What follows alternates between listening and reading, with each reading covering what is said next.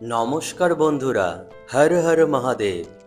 বন্ধুরা, আপনি কি জানেন আপনার ঘরের অর্থ না থাকার পেছনে শুধু ভাগ্যের খেলা নয়, থাকতে পারে কিছু শাস্ত্রীয় ভুল ভুল যা আমরা প্রতিদিন করি অজান্তেই।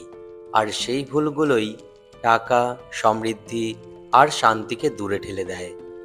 আজ আমরা শাস্ত্র বর্ণিত সেই ভয়ঙ্কর সত্য জানব, যে ভুল করলে কখনো টাকা থাকবে না ঘরে।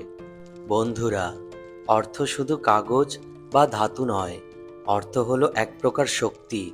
শাস্ত্রে একে বলা হয় লক্ষ্মী তত্ত্ব। যেখানে ভক্তি, শুদ্ধি ও সৎ ব্যবহার থাকে, সেখানেই মা লক্ষ্মী স্থায়ী হন।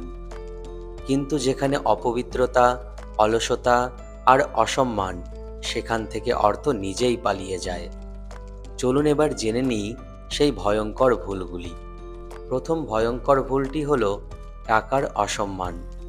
শাস্ত্রে বলা আছে, যত্র লক্ষ্মী তত্র পূজা, যত্র অমাননা তত্র সর্বনাশ। অর্থাৎ যেখানে টাকার সম্মান নেই, সেখানে মা লক্ষ্মীর কৃপা থাকে না।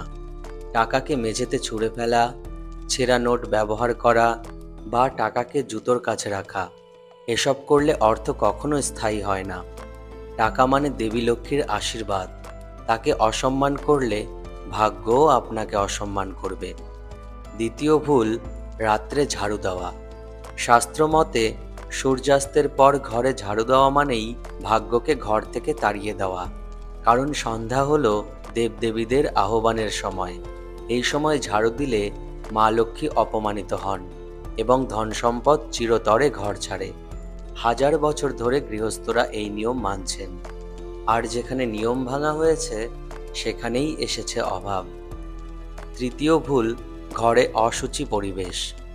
মা লক্ষ্মীর একটি বিশেষ রূপ আছে, তিনি শুদ্ধি দেবী। যে ঘর অগোছালো, নোংরা আর দুর্গন্ধে ভরা, সেখানে তিনি কখনোই প্রবেশ করেন না।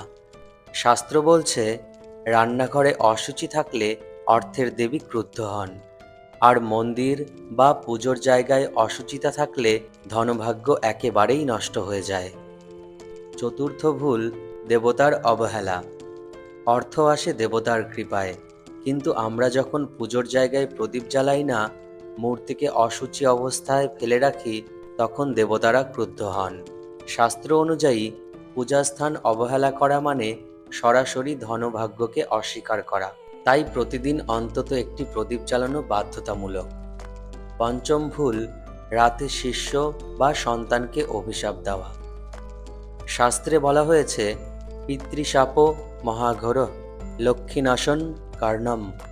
অর্থাৎ বাবা মায়ের অভিশাপ ঘরের ধনভাগ্য শেষ করে দেয়। তাই রাগের মাথায় কখনো সন্তানকে অভিশাপ দেবেন না, কারণ সেই শব্দই অর্থ ও শান্তিকে ধ্বংস করে দেয়। এবার ভাবছেন কিভাবে অর্থভাগ্য স্থায়ী করা যায়, তাই তো? শাস্ত্র বলছে, ভোরে উঠে সূর্যের আলো ঘরে আনুন, প্রতিদিন সন্ধ্যায় প্রদীপ জ্বালান, টাকাকে সর্বদা পরিপাটি ও সম্মানের সঙ্গে রাখুন, সপ্তাহে অন্তত একদিন দান করুন, পূজাস্থান ও রান্নাঘর পরিচ্ছন্ন রাখুন। এই ছোট অভ্যাসগুলো আপনার ভাগ্য পরিবর্তন করতে সক্ষম। কিন্তু মনে রাখবেন, আপনি যদি শাস্ত্রে বর্ণিত এই ভুলগুলো বারবার করতে থাকেন, তবে যতই উপার্জন করুন, অর্থ কখনো ঘরে টিকবে না। শুধু অর্থ নয়, শান্তি ও সম্পর্কও ধ্বংস হবে। তাই আজই ঠিক করুন, কোন ভুল আর কখনো করবেন না। বন্ধুরা, অর্থের রহস্য খুব সহজ। যেখানে সততা, ভক্তি আর দয়া আছে, সেখানে অর্থ নিজে থেকে আসে। যেখানে অপবিত্রতা, অভিশাপ আর অসম্মান, সেখানে অর্থ এক মুহূর্তও থাকে না। মা লক্ষ্মীর আশীর্বাদ আপনার ঘরে স্থায়ী হোক, এই কামনাই করি।